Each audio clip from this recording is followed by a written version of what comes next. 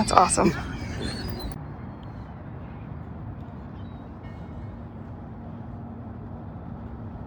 Ice skating. Hey everyone, welcome back to Grounds Family Farm. We have finally made it to Baltimore. It was quite the journey to get here, but here's a few clips of our journey here and what's been going on since we've been here. Waiting on our shuttle. Hopefully that's them coming down the... I was trying to be friendly and wave, but Kimberly didn't.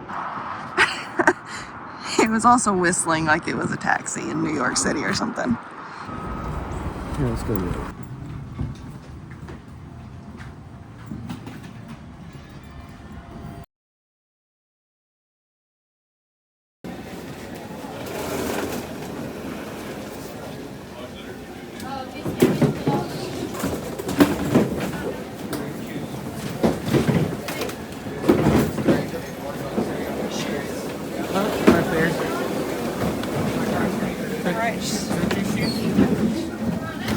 Huh? Yeah. What was you doing?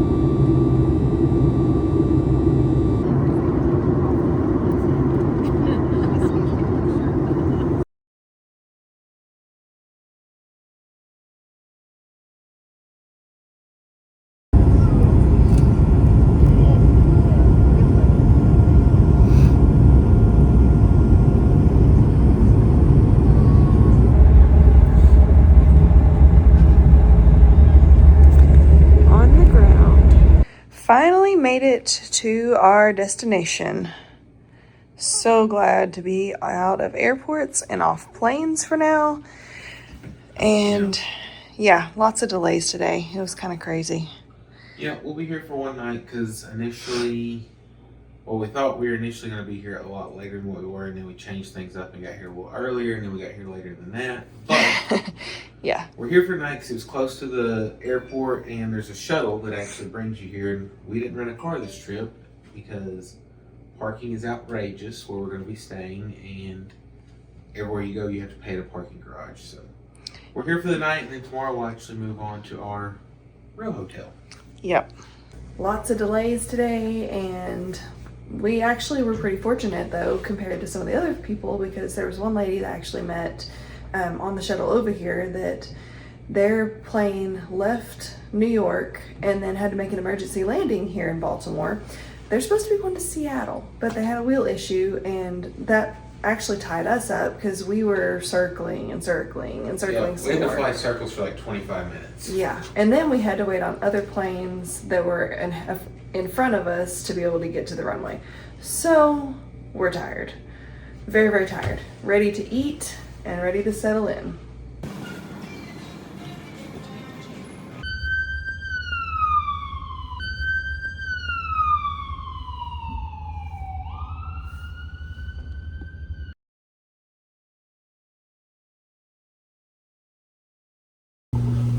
We're staying on the 13th floor. Most people don't realize a lot of hotels skip that and call it the 14th, but it's still the 13th. Yep. So far, really impressed with this place, though. It's really neat looking. I'll have to take some video outside whenever we go back out in a little bit. And they're really nice and let us check in about 4 hours early. Yeah. It cost us a dime. Yep. Let's go see what this room looks like. Mm-hmm. We opted for a little bit bigger room since it's our home away from home for a week.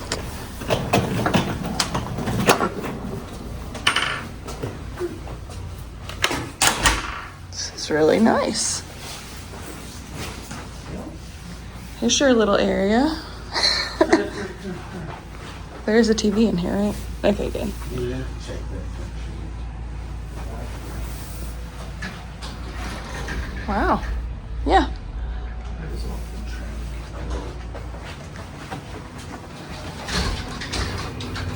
Nice view, too.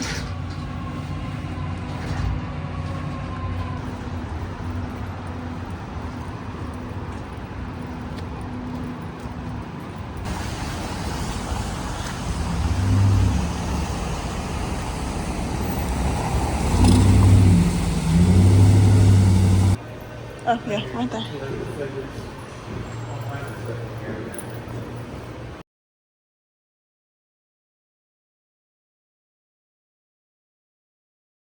It's really neat.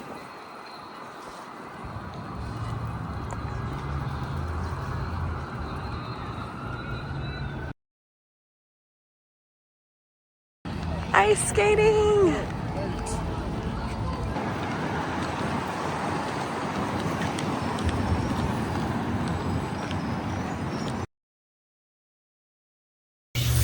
.45 this morning, headed down for breakfast. Really tired, but today's the day for procedures, so we'll see how this goes. Hopefully well. Yeah, it's very cold out today too because the wind was blowing so hard last night. Didn't really film anything after the actual procedure because it just wasn't a fun time, but figured I'd explain about the entire deal.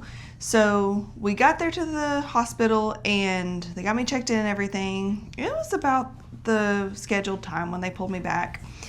And we got there way early though because we didn't rent a car this time. We've been Ubering everywhere, and we found out that when you pick an Uber, I mean, it's not automatic all the time. And then plus we also found out they've got an option there where you can save more money if you're willing to wait. So we were just scheduling everything early, and we did the wait and save, but it happened to they had somebody here close, so we got it quick and saved money and still got there super early. Yeah. They got me to a room and got an IV started and started talking about if they do the patch. And I'm like, what do you mean if you do the patch? Because he has an order for it. And they said, no, that order is just a standing order depending on what your pressure is. Because if your opening pressure is too high to not be indicative of actually needing that, then we won't do one. They were like, but we'll talk you through the whole thing. And I was like, so I'm not going to be asleep. And they said, oh no, you're going to be awake the whole time. I was like, great. Which they weren't real clear about that from the get-go, because I guess they were just so set that she was going to need it that it was just like an automatic thing. Like we had down that, yeah, this is happening, because they didn't tell us it was only if. He's like, no, they're going to do this. Yeah. And then if there is something, they can fix it. So yeah, that's where we were at, is like we were just assuming that it was going to happen because that's what they told us was going to happen. Yeah, and so I'm back there by myself with the nurse and the doctors and all that, and then I'm texting him this because I'm not actually in the procedure room yet, and trying to relay all that back and forth, and then finally they came and got me for it. Have to lie face down for it because it is a lumbar puncture, and they were explaining to me the entire time. One of the doctors, he was very kind, kept asking me like, do you want me to tell you as I do everything? And I said, yes, I want to know everything's going on. He said, okay. So they numbed it, they did the puncture, which was not fun, and then he said, okay, here's your opening pressure. Your opening pressure is 22. And I said, do what? Okay, what's normal? He said, well, normal is up to about 20. 20 to 25 is considered normal high. So the whole time we were operating under the assumption everybody was, that my pressure was going to be either super bottomed out low or on the low normal side, which he said up to probably 10 to 15, they still would have automatically done a patch or at least talked about it. Yeah. And he was like, 22, there's no way we're doing a patch. I was like, okay. And that just kind of blew my mind. He's like, well, we're still doing the myelogram though, so that way we can check for the leaks and all that. And I said, yeah, for sure. So they put the dye in, and that is a very, very weird experience. Because, I mean, you feel the dye go in, even though I was numb, and then they tilt the table down, like your head down, so that the dye goes down along the pathway. And as the dye was going, up my body, I mean, it's just like this heavy, heavy blanket pressure just pushing all the way up and just pain. And once it finally got up to the upper part of my cervical where it needed to go, the worst headache. I mean, I've had horrible headaches, and I mean, I've felt some really bad pressures and everything, but this was intense. I actually cried, and I don't normally cry, especially not in front of people. But they were like, it's fine, it's fine, it's fine. So they did the x-ray to scan and make sure that it had gone all the way up the way it was supposed to, and they're like, yep, it's all the way up, let's go. So they took me straight to CT, and they had to image the 3 different areas, and they did all 3, and then they were like, okay, I think we're done. And they were like, hang on a second. And I waited a few minutes, and they come back in, they're like, there's this area in your lumbar, which is the low back, that it just kind of skipped. So we're gonna need you to do some stuff. And they had to have me roll around, like 360, sit up, twist. I mean, all these things until they were satisfied that it probably reached where it was supposed to. And then I had to re-image that section. So I was back there a little longer than what they kind of made out like they probably would be, but I guess that's because there was a difficulty. Because initially, whenever she told me, since I'm just in the waiting room, she's like, it should take 30 minutes for the scanning and then 30 minutes for the patch. Mm-hmm. And so, I mean, she was back there a little over an hour, so I'm assuming, because I don't know what's going on, so I'm assuming that they did the patch and just waiting for them to come get me. But they were like, okay, that's it. We're not going to do the patch, so I'm going to take you to recovery, and you'll be there for just a little bit, and then you'll be done. And I was like, okay. So they take me in there, and of course my head's just like splitting open, it feels like at this point. And I told them that, and they were like, okay, well, we'll probably order something. Well, I get there, and they haven't ordered anything yet for a headache. And they start doing vitals, and then they were like, let me go get your husband. And I said, okay, that's great. They actually didn't order anything until after I got back there. Correct. Yeah, because I told them, I was like, hey, it is really hurting. And she's like, well, I'll have to see if they want to order something. I said, well, they said they would. So she called, they gave me some Tylenol, and then I had to sit there, and they did a couple more sets of vitals, I guess. Gave me a snack to make sure, I guess, I wasn't nauseous, and then they were like, okay, y'all can go home. And since I hadn't had the patch and all that, I was able to walk out of there. Still had Not very well. No. No, I did not feel good at all. He was watching me really close. Yeah, we got her. It wasn't that far of a walk. We got her downstairs. She was sitting down while we waited on our Uber ride to show up. I still had to lie flat for 24 hours after the procedure. So we got back here as soon as we could. And then Which is only about a 10-minute drive. Yeah.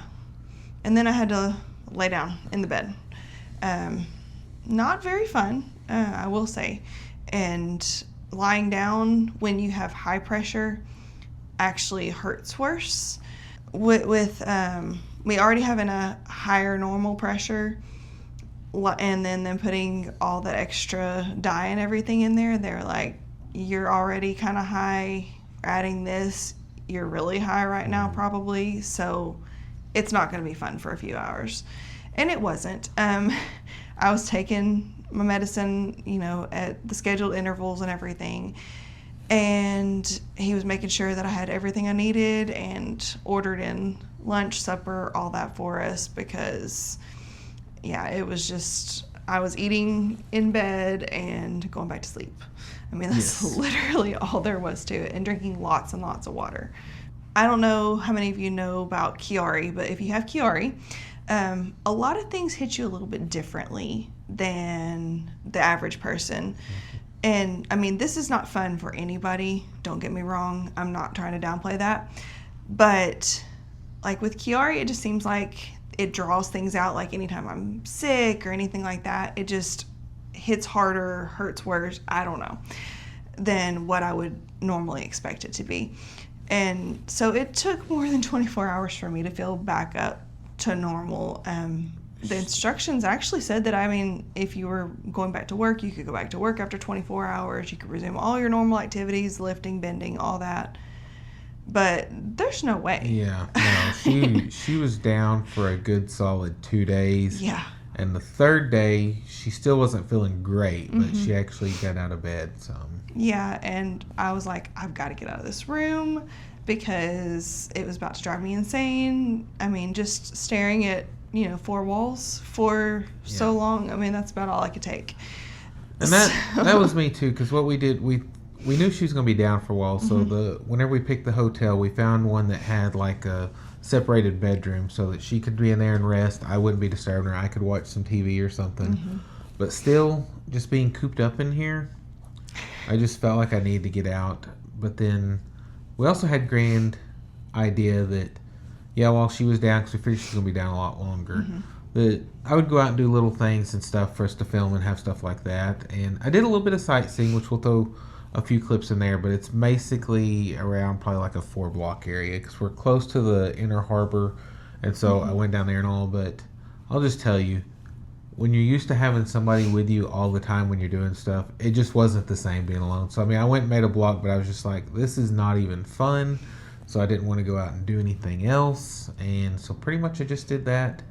Like I said, a few clips of that we're going to put in here, but then I just came back and just pretty much caught up on all the YouTube that I was behind on and things like that because, like I said, it wasn't any fun just being me. And so I just was like, no, it's just not worth it. Some of the stuff that we were looking at and that we thought about doing is like super expensive. Yeah. Because we were going to go to the National Aquarium, but I mean, the tickets for that it's going to be like over $100 for both of us to go. And I for sure wasn't going to go do that by myself.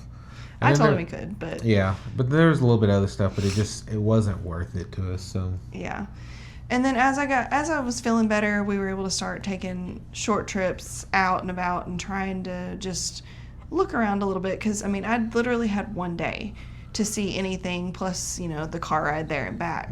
So I really wanted to see a little bit more, and by then he was a little familiar with kind of the lay of everything and like how to get different places, point A to point B, the quickest way or whatever. Well, pretty much it's like I just go like 3 blocks this way, there's a little harbor area, and it was like 3 blocks back and then maybe 2 blocks over, but it's like this one little square. I knew that little square how to get back to the hotel, and that was all the exploration I did. But that was also enough for me, I mean, too, because yes, after all that, like, my back is still sore. So, I mean, you can imagine what it was after, 3 days. So here's a few clips of the little bit of sightseeing we did do, and then we're going to get into about what happened with the appointment we had after that we had scheduled. Like I said, when we initially started this out, we had 3 different appointments we were going to be making, so I'm going to tell you about the second appointment that we had.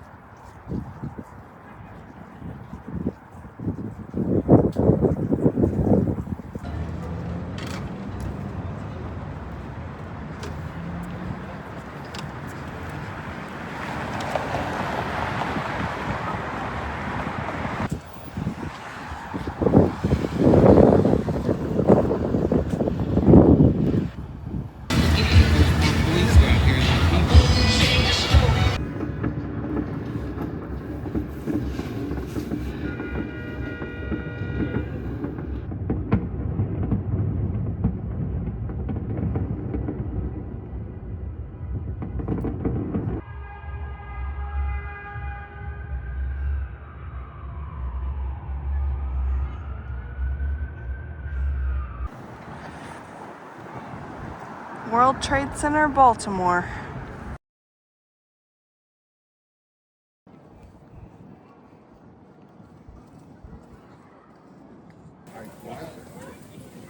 I actually saw somebody crossing barriers to climb onto this one. Didn't get it on camera though. Look at that. It's a very pretty day, but it is so cold.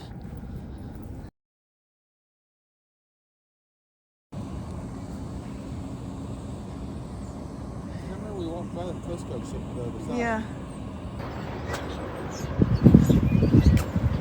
Last surviving ship from the Battle of Pearl Harbor. Pretty neat.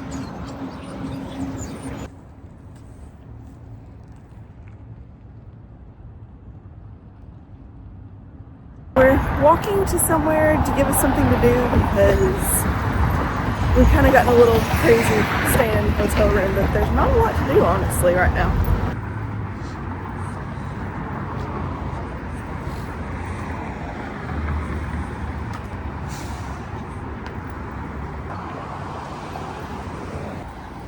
This is a neat little area. And hopefully this is worth the walk.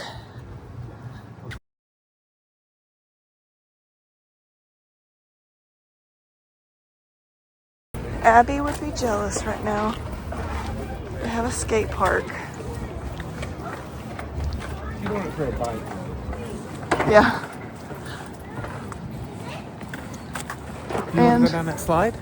No. Pretty awesome looking playground. This would definitely be a cool place to bring the girls sometime.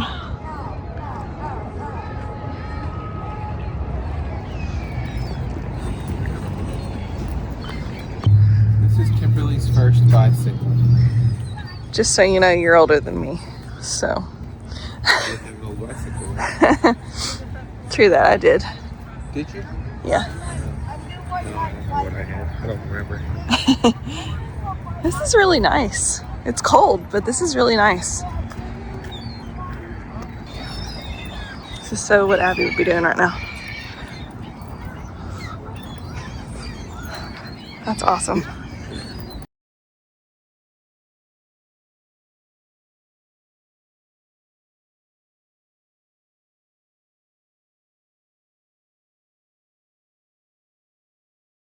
What are you doing here? Waiting. For what?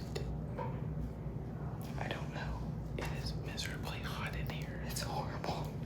So then we come to our next appointment where we're supposed to meet with this doctor who had all these grand ideas that low pressure is what the issue was, had scheduled for the myelogram and the patch. And guess who didn't show up that day? That's right, he didn't.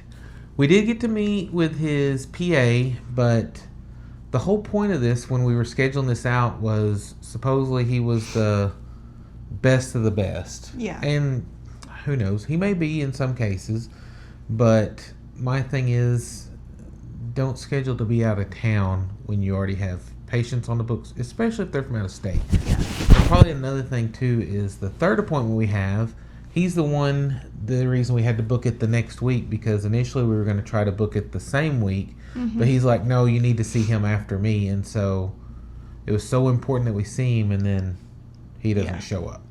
Now I will say this, we did talk to his PA and she did call him and he did talk to us on the phone, so I'll give him that much, but he just didn't really have a whole lot of enlightening news. No. Pretty much told us what we already knew, that he talked to the guy who did the test and said that it was high normal pressure and definitely not a leak. But then I didn't even understand what he was saying about the pressure, like it still could be a leak because something. You might be able to explain it better, because I was just like, what you're saying makes no sense to me.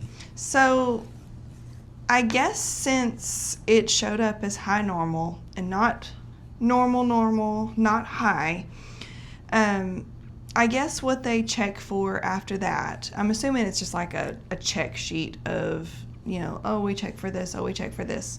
But I guess the next thing they check for is to make sure that when they did the lumbar puncture, that opening pressure wasn't actually a low reading or an off reading, that was actually your normal.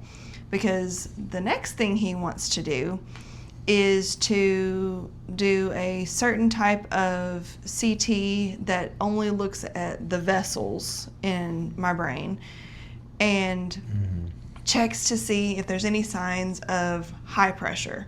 Because if there's any indication of that being high pressure and then the high normal being just an off reading, then you've got high pressure, and I guess somehow that gets addressed. I'm not really sure because, like I said, it's another CT scan. Yes. He called MRI, but the PA said it was a CT, and it's a special 320 slice or something like 320 CT. I don't know. Yeah. Something 320 something. It's a special kind of machine that not everybody has it, and so. Yeah. So we're talking to her, and she was like, "How long are y'all in town?" So we told her we still had a few days, and she was like, "Well, let me see if there's any way they can get you in before you fly home." And then she's like, "We'll call you." Well, they start calling, and the only thing they have is the day after we go home. And I was like, that will not work. No. We are not extending. We have to go home. I mean, because at this point, yes. Already really, really missing the girls, ready to go home.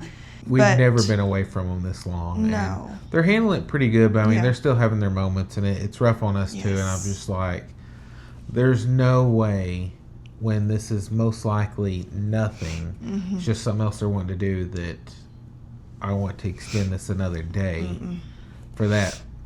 Plus, it was a little irritating to me because this appointment was 3 days after the initial procedure.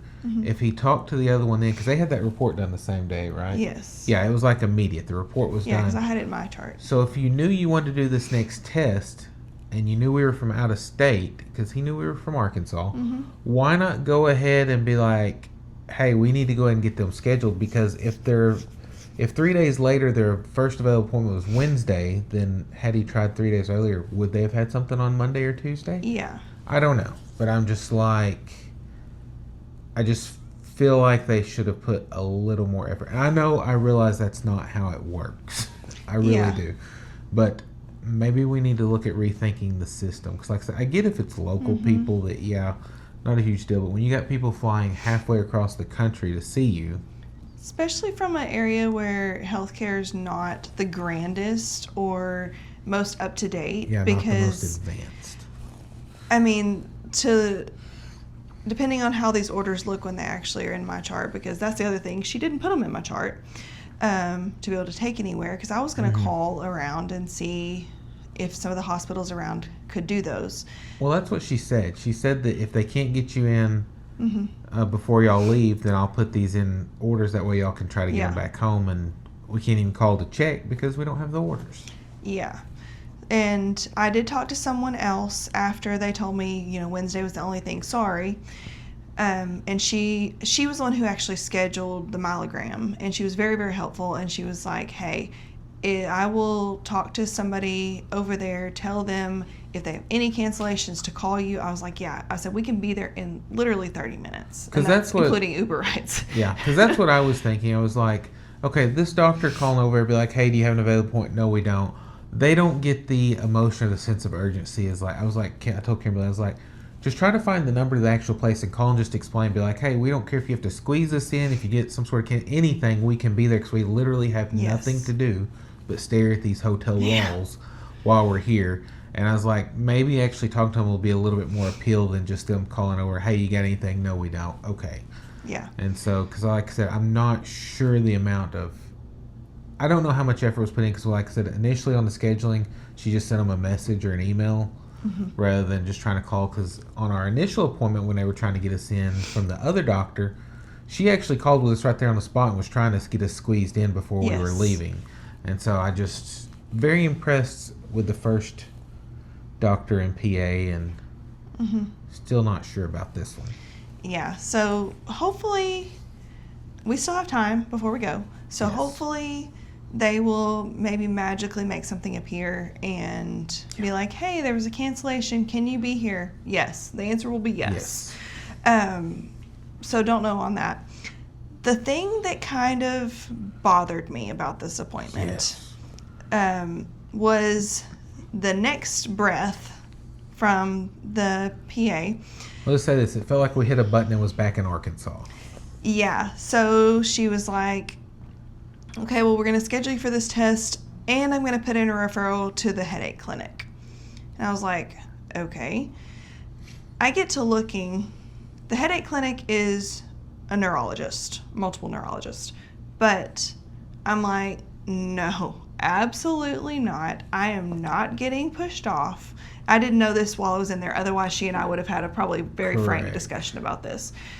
But I got to looking whenever we were waiting on our ride, and I told him, I said, absolutely not. I am not coming up here to see a neurologist to try all these medications for headaches when this is not a migraine. This is not a headache. This has a cause, and we've got to fix the actual root cause of it because they're getting worse. They're not getting better.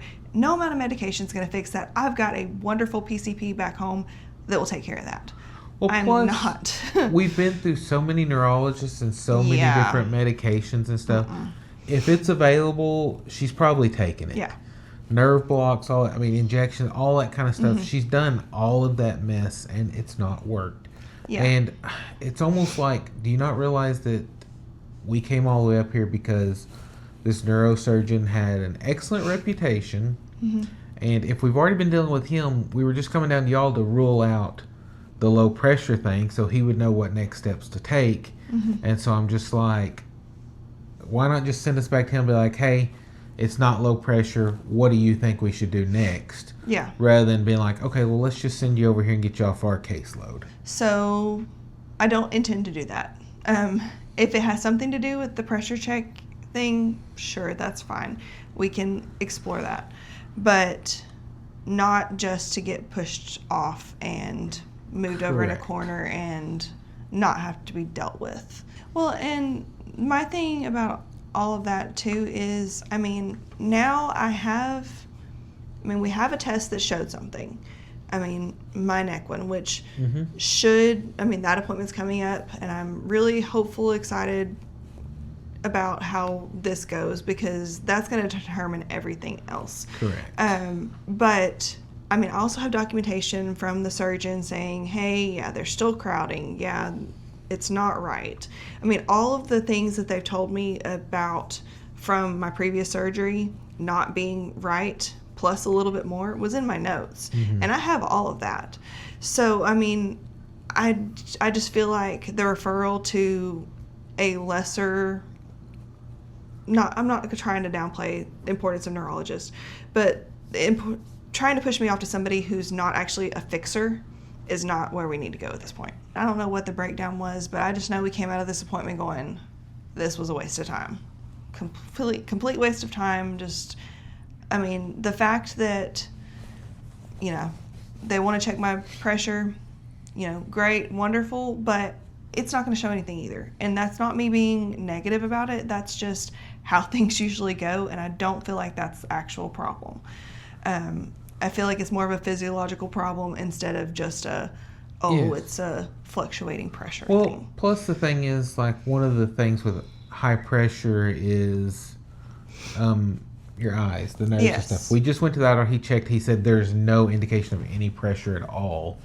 Yes. In that. And so, like I said, it's just like there's so many things pointing that we're chasing a rabbit. And I don't know. I don't know how much this is actually going to make the cut, because part of this is just us ranting, but we don't want to just seem down on everything. But like I said, we're still happy with the first neurosurgeon. I'll say that. Yes. We're just not impressed with this one. So hopefully the next doctor we will be impressed with again, because I know it's probably like, man, y'all are just negative Nancy, but sorry for all the Nancys out there. But that's not the way it is. It's just like, we've been through this so many times, and it's just like, this is what we go through in Arkansas, what we went through, and that's the whole reason we had to leave there, because it's just constantly sending you in circles. And then when you get to the other one, a lot of those just wanted to push pills or junk like that, and it's just like, this is not actually fixing it. We don't just want stuff to treat the symptoms. We want to actually figure out what the cause is, get it fixed. And if you can't, just say we can't figure it out, and don't make us waste our time anymore. And I understand that there's a certain point where it's just going to be how it is after things get fixed. I understand that I'm probably never going to be 100%. I probably will still battle some issues because that is the nature of this deal. Chiari is a lifelong deal. You can fix, the problem with the brain, but you're still going to have all the associated issues. And that's fine. I understand that. It's the worsening effects and worsening symptoms that we've got to get stopped, because it just can't keep progressing like this, because that's going to affect everything else in our lives. That eventually you get to a point that is just the way it is, but we're not to that point of believing that we're there yet, because like she said, it's getting worse. Whenever we were looking, or she was looking at some of her old MRIs to new ones, there's some drastic changes in some of those, and that's over a short period of time, and so it's just like we've got to figure out what's going on, and hopefully this next doctor or surgeon can get it figured out, because like I said, I'm not down on the hospital yet. I'm just not impressed with this guy. So what's next is Tuesday we get to meet with he's a spinal neurosurgeon, and he actually deals with instability, which whenever they had their choice of people to send me to, this was the first person that came to mind for them to send me to this one. And this was my original neurosurgeon for the Chiari that sent me to this one. He's the only one he wanted to send me to for it. So I'm like, okay, this guy should know his stuff. And if he's on par with our other one, I really feel like, we might actually get somewhere and actually understand stuff. Plus, going in there armed with all of the test results. Plus, you've had 5 MRIs and 3 CTs to rule out everything else. But here's hoping that, this works out better and maybe we finally get some answers. But that's not going to be in this video. No, so you'll have to stay tuned for that. Like I said, hopefully on the next one you'll see us all smiles, because we've got something figured out. I hope so. But right now, like I said, we pretty much, we know a little more than what we did, but we still don't have any answers, and that's the thing. So we know it's not low pressure. We just don't know if it's high pressure, or if that's part of the issue, or if whatever's going on with your instability could be putting pressure causing the high normal. I mean, it's just, we're trying to stay hopeful that things are going to go well, but we know so many of y'all have been thinking about us, praying for us and all that, and we just want to let y'all know what's going on. So like I said, this is not a doom and gloom video. We're still hopeful, and we appreciate the prayers to keep coming in, because like I said, they'll be answered. Like I said, it's not always the answer that you're looking for or want, but we'll get answers eventually, and we appreciate y'all watching, and we'll catch you next time on Grounds Family Farm. Bye. Bye, guys.